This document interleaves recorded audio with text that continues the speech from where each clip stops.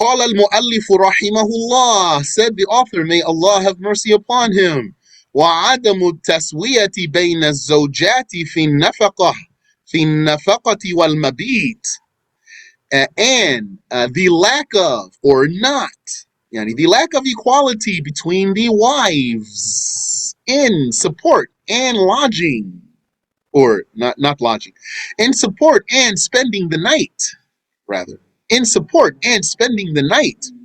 وأما التفضيل في المحبة القلبية والميل فليس بمعصية. As for preference in cardial love, yani the love of the heart, and in attraction, yani male means inclination. As for preference in cardial love and attraction, that's not a sin, because this is out of your control. Same thing for others, not just the wives, could also be the case between your children or others, your siblings or others. Didn't Yaqub love Yusuf more than he loved his other children, his other sons? Yes. And this drove them, mashallah, this ignited in them a fire of jealousy as yani men, males, against their own brother. Subhanallah wa bihamdi. You got to be careful there. That's digression there, yani showing preference to some of your kids. Yani, if you really have something like that in your heart, try not to show that to your children so they don't have problems, inshallah, in that regard. الشرح, the explanation, أن من معاصي البدن التي هي من الكبائر ترك العدل بين الزوجات. The explanation is that amongst the sins of the body, which is one of the major sins, is not being fair with the wives, بأن يرجح واحدة من الزوجتين أو الزوجات على غيرها ظلما, by preferring one of his two or more wives over the other or others, wrongly, unjustly, في النفقة أو المبيت, in support or in spending the night. Footnote here. As for what is more than obligatory support, it is not obligatory to be equal between the wives. So if he specified one of them with jewelry, for example, and not others, then he did not sin. وَلَيْسَ عَلَيْهِ أَنْ يُسَوِّيَ بَيْنَ الزَّوْجَاتِ فِي غَيْرِ ذَلِكَ. And it is not obligatory on him to be fair with his wives in anything else. And when we say fair, this doesn't mean they have the exact same thing, the exact same support. No, rather means he supports them all, but doesn't mean they cost the same.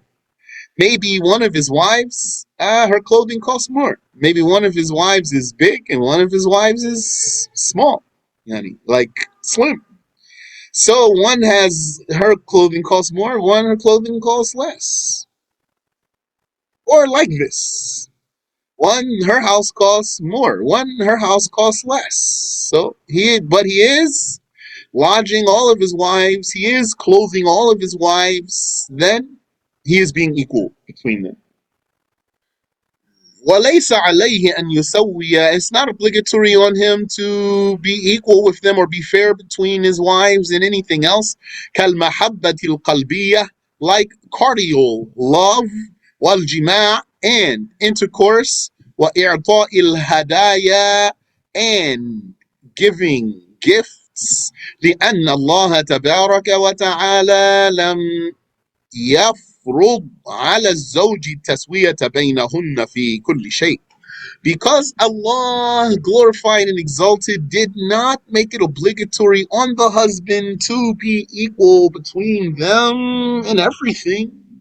That's popular misconception. Someone would say, you have to be fair with all of your wives in everything. So they say to them, no, no, not everything. Take that last part off. You can say general statement, and I won't object to you. You have to be fair with your wives because general statements accept exclusions. General statements accept exclusions. Like, didn't Allah say, Innal insana lafi khusr? Indeed, the human is in loss. That's a general statement. But right after that, Allah said, إِلَّا الَّذِينَ آمَنُوا, except those who believed. So there's an exclusion from the general statement. Didn't the Prophet sallallahu alayhi wa ala alihi wasallam say, وَكُلُّ بِدْعَةٍ ضَلَالَةٍ? Every innovation is misguidance? That's a general statement. Aren't there good innovations? Yes, there are. As proven by the evidence, without me going through all of that. So you want to say it's obligatory on the husband to be fair with his wives and leave an open statement like that? I'll let you slide here.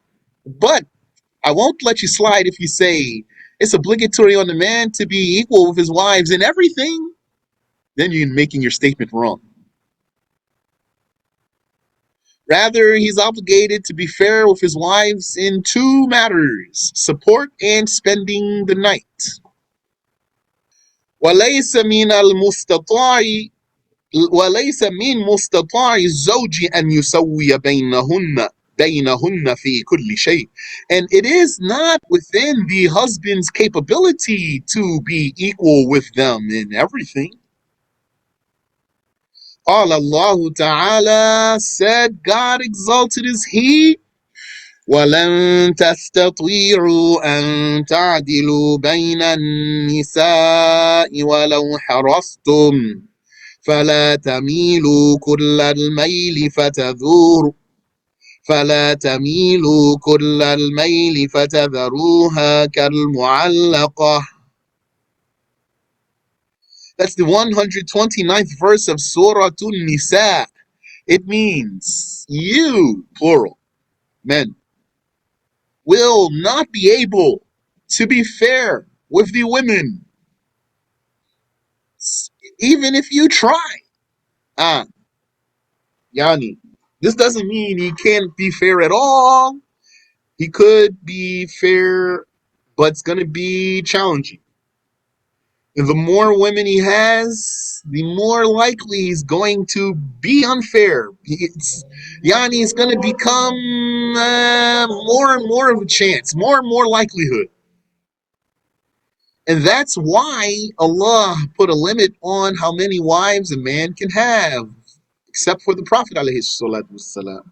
Prophet Muhammad does not have a limit on how many wives he can have, alayhi salatu wassalam, because the injustice from him is impossible. So the reason for a restriction to how many wives one can have is inapplicable to him. Therefore, he doesn't have the same rule. As for others, they will be unjust. Subhanallah wa bihamdi. Yani, the more women they have, I mean. So, وَلَن تَسْتَطِيعُوا أَن تَعْدِلُوا بَيْنَ النِّسَاءِ وَلَوْ حَرَصْتُمْ. You won't be able to be fair with the women, even if you attempted to. فَلَا تَمِيلُوا كُلَّ الْمَيْلِ. So don't give complete preference to one of them over others. فَتَذَرُوهَا كَالْمُعَلَّقَةِ. And then leave another one like she's not even married. You have two, for example. One of them you spend all your time with her, and the other one you leave her like you're not even married. Shaykhi, Yes? if one has one wife, but like, let's say they're having problems, so he doesn't talk to her at all. Is there a sin in that? If that's the forbidden shunning, then there is a sin in there. It's not permissible to shun a Muslim for more than 3 days unless you have a religious excuse. And then in that case, you need to inform the person that you want to shun for more than 3 days the reason for the shunning. But this is a wife. Yeah, if she's a Muslim. If she's a Yeah. Muslim, it's not permissible to shun a Muslim for more than 3 days. What I understood is they talk, but like how? Like if she tells him, "Can you come and take one of the children so she can deal with the other?" Something like that. That's Okay, all. that's different because the way you pose the question, you said they don't talk. Yeah, they don't talk. Just those kind of words, just like that. Yani is long, but they're not shunning each other, so there's no sin here. But even if she feels like she's shunned because he doesn't talk to her at all, except she tells him, "Can you come take the child?" That's it. If he is shunning her in the sinful way, then that's haram. Okay, barakallahu More than fikum. 3 days, for more than 3 days. I mean, No, no, no. then let her say, beware of falling into the sin of shunning a Muslim for more than 3 days without a religiously valid excuse. And then if you had one, you need to inform the Muslim about the excuse so that they would understand.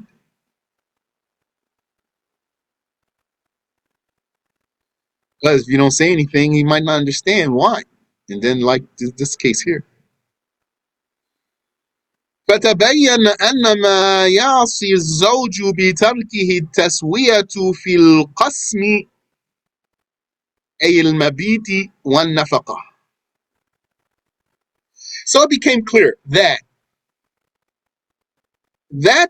uh, for which the husband would be sinful if he neglects it is the equality in division.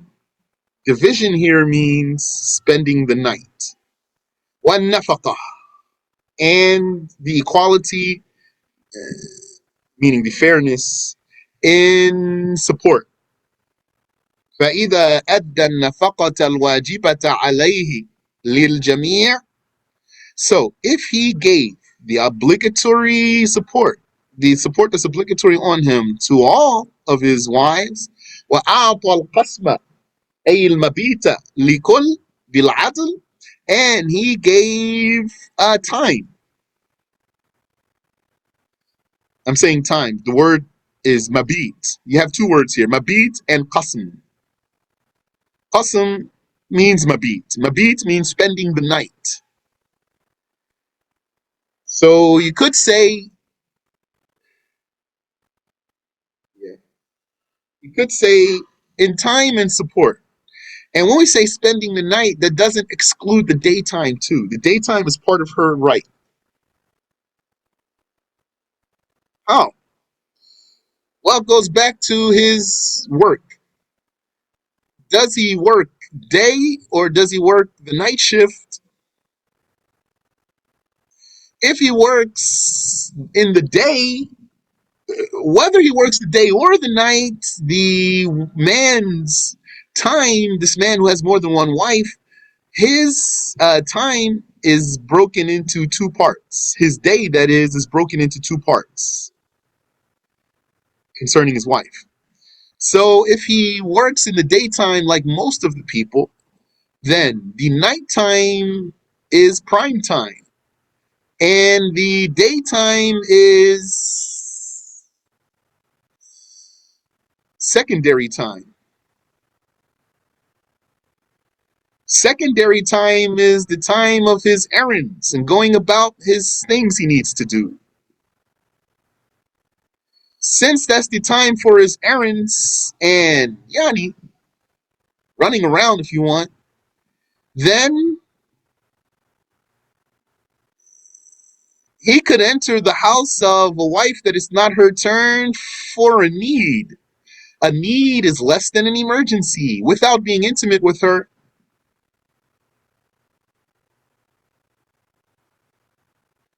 He fulfills his need there and leaves. Maybe he left his tools there or something.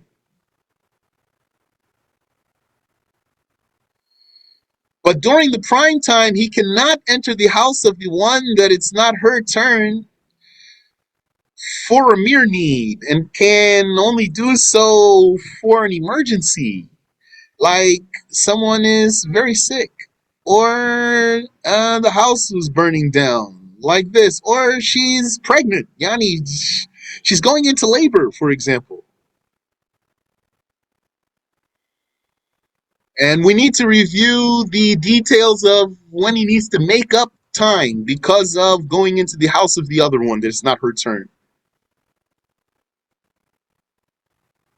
There is something. Let me finish reading first, then if the Sheikh doesn't say something, I'll tell you some more details. So he said,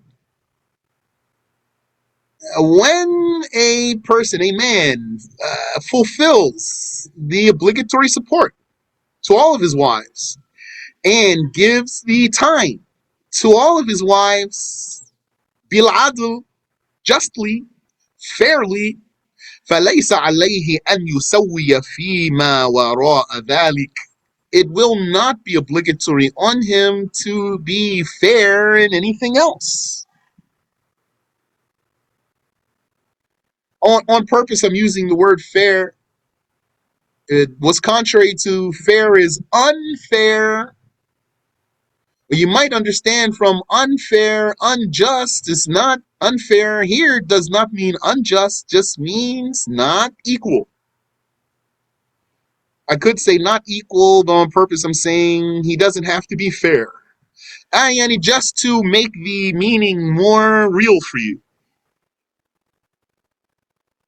If he wants to bring flowers to one of them and not to the other one, he has the right to do so. But let him not throw that into the face of the one that he doesn't want to do it for. And so that he's not being mean, so he's not being a jerk. Let him not be a jerk. Like, for example, he doesn't tell her that he got his other wife anything, for example, so to spare her feelings. The Sheikh said, then it will not be obligatory on him to be fair with anything else. لأن من ذلك ما لا يستطيعه الشخص, because amongst that is that which is out of the person's control. كالمحبة القلبية, like cardial love. Cardial love. And this mahabba qalbiya doesn't mean necessarily physical attraction. Sheikh already actually, he said, like the love of the heart and like attraction, those two different things. It's important, let me say real quick, it's important for the men to understand the women and for the women to understand the men. And amongst what I would say a lot of women don't understand uh, why a man might want another woman. So let a woman not be unable to understand this. I'm not even saying in this statement doesn't mean let her accept. That's not even the meaning of what I'm saying. I'm just talking about understanding. Yani, understand the human creature, understand the male human creature, understand the female human creature. Oh man, oh men, understand the female human creature. Oh women, understand the male human creature. And you need to know that a man having more than one wife is not going to be only driven by physical attraction or lust or sexual desire. Not necessarily. And a woman, she might say, "What? Am I not enough for you?" Uh, it could be the case. This could be the case. Well, how I'm not enough for you? Well, because you are a person who has your own personality. There's many people out there. One day he might meet another woman, and there's something about her that's not like you. Maybe you are even prettier than she is. When I'm saying something about her doesn't mean she's more beautiful than you, doesn't mean everything about her is better than you. And this also goes back to that man's personality.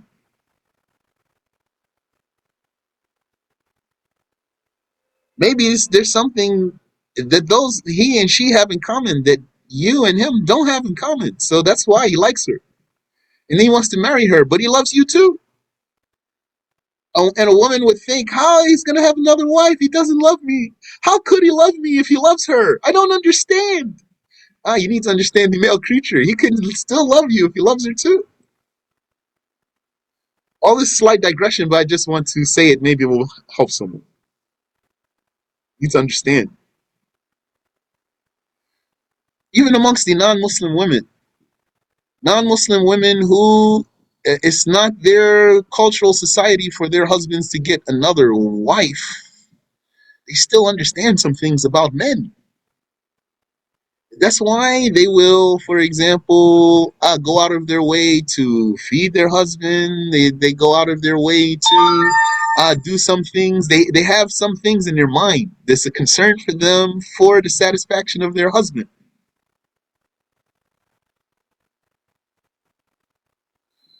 because they understand men. And amongst the women, non-Muslim women, who it's not the societal norm for their husbands to have more than one wife. They know their husband has been with another woman before. SubhanAllah. Problem is that their society made it forbidden for him to have another wife, so he had to sneak and lie. He had to sneak and lie, or he might be so macho that he just throws it in her face. Okay, let's keep moving here. So وكذلك لا يستطيع الشخص أن يسوي بين زوجاته في الجماع. Likewise, a person is not able, لا يستطيع, he is not able to be fair with his wives concerning intercourse.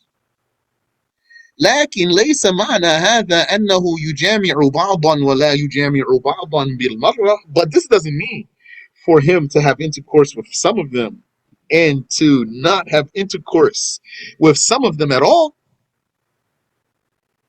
لأن ترك جماع الزوجة بالمرة إيحاش لها, because neglecting intercourse with the wife altogether is alienating her.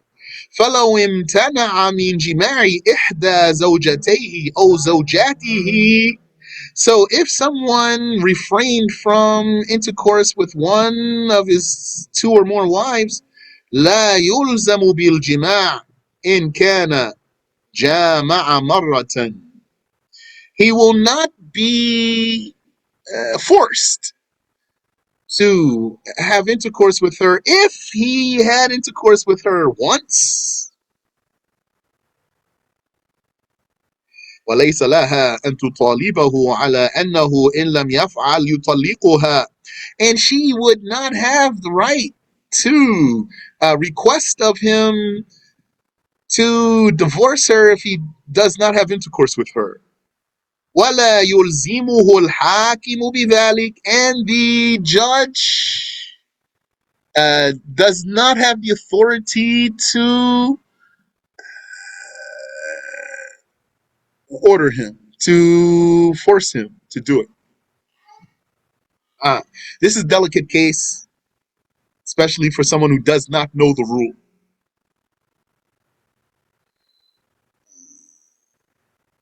Which is, what's the rule? The rule is, what's a question someone would have? What's a question a sister would have?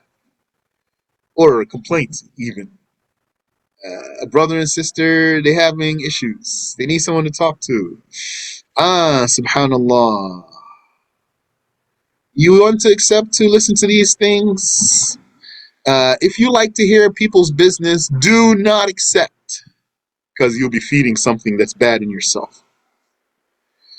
While you don't like to know people's business, but you are willing to help the Muslims and you have enough sense to give them good advice, then okay, what's up? What do you two need? So they have their issues. And then she says, well, Yani, he never touches me. He doesn't come to me. So I want him to divorce me. She doesn't have this right here. So her question, yeah, you're gonna have to say to her, well, you don't have the right to seek a divorce from him because he doesn't have intercourse with you. So she says, well, what am I supposed to do? So then,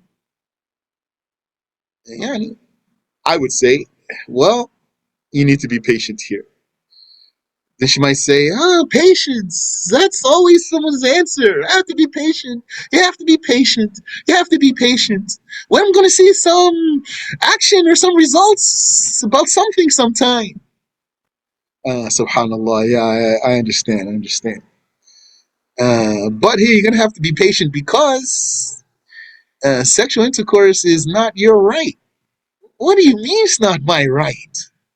Well, what that means is that a husband has rights and a wife has rights. And those are not the same rights. For example, sister, do you know that your husband is obligated to support you monetarily? She would say, yeah, I know. And I would say, do you know that when you get married, all of your money stays yours and you don't have to give him a dime or a pence? Try to remember the British money too. You don't have to give him a pence. So she might say, yeah, I know. Say, okay. So is it his right for you to support him?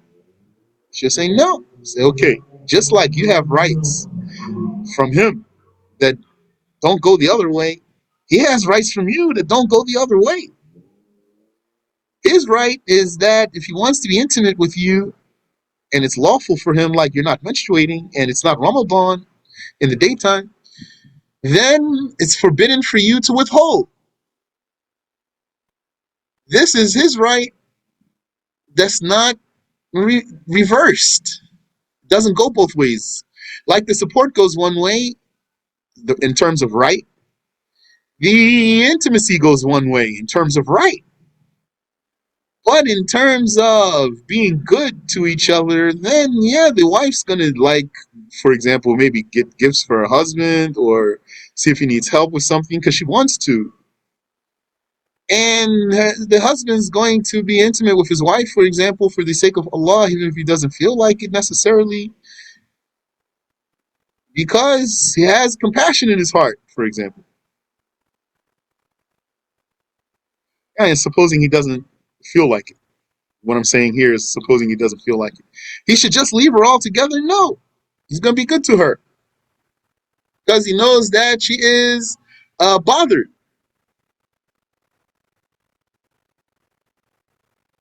But it's not an obligation on him, is the real point here. I've had this conversation more than one time, and the sisters, until now, I didn't meet one who didn't understand after it's explained.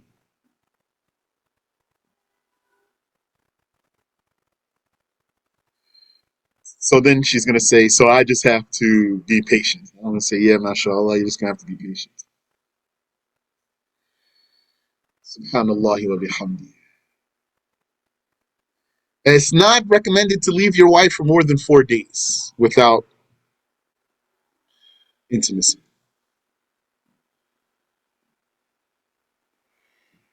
or more than 4 nights, as they say. There's a story. I saw the story in the book Hayatul Hayawanat al Kubra, Big Life of Living Creatures. Under the chapter of the lion, the Asad, he narrates a story in there that Allah knows the authenticity of the story. So the story in there is that there were some people, they lived in a kingdom. These are Muslim people. And uh, this king, once he was amongst his subjects, and he got thirsty, went to the house of someone. So who opened the door? A beautiful woman. So he was attracted to her immediately. So he wanted her. So yani, he used his influence to get into her house. And she was not interested. She knew what he wanted, and she didn't want any problems from him. She told him, okay, give me a chance to get myself together. Then she went away from him. And she came back with a book. In this book, there's mentioning of the tortures of those who commit zina. He read in there and he got goosebumps, and then he left her.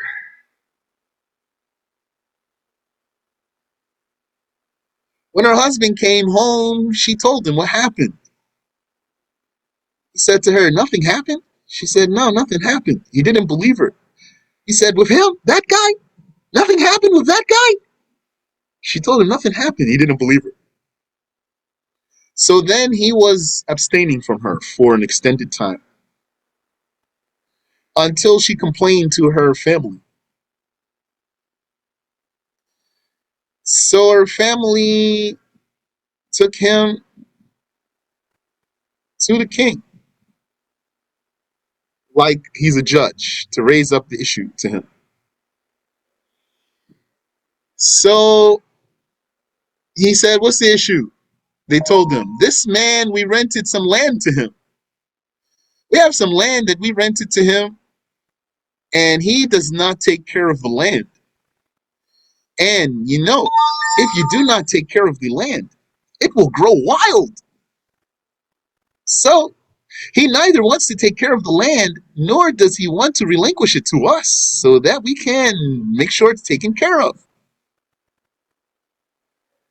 So the king asked him, why you don't take care of this land?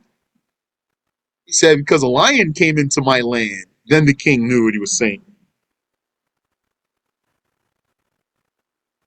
The king understood all of what's being said here. So he told him, fear not. And at the end of the story, he told him, don't worry, nothing happened. The lion didn't do anything.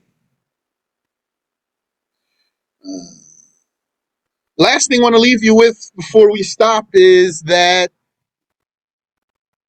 a man is allowed to take up to 3 nights with one of his wives without asking the permission of the others.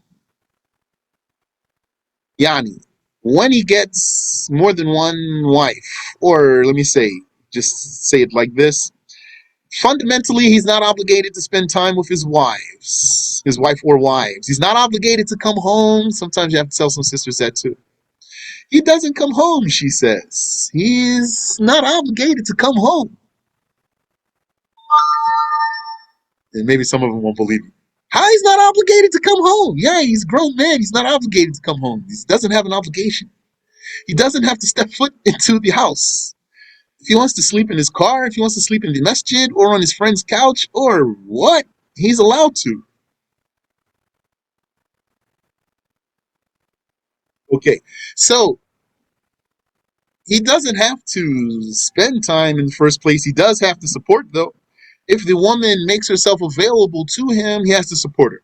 So if he has a wife who makes herself available to him, he's obligated to support her, but not obligated to spend time with her.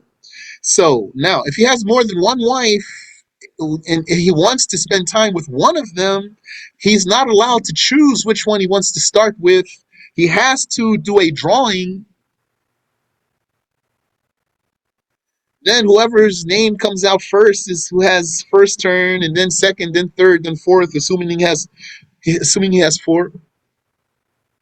And then, so he wants to start with the first one. He can take up to 3 days if he wants to. If he gives her 3 days, then he has to give all the other ones 3 days. Yani, if he gives the first one 1 day, he gives the rest 1 day. If he gives the first one 2 days, he gives the rest 2 days. If he gives the first one 3 days, he gives the rest 3 days. And he cannot give any of them more than 3 days without permission from the others. And then he has to make those up too. Once he finishes his rounds, he doesn't have to go back to any of them. When he wants to be with one of them, then he starts a new drawing. He does a new drawing and starts a new round. Wallahu a'lam. Allah knows best. Any questions?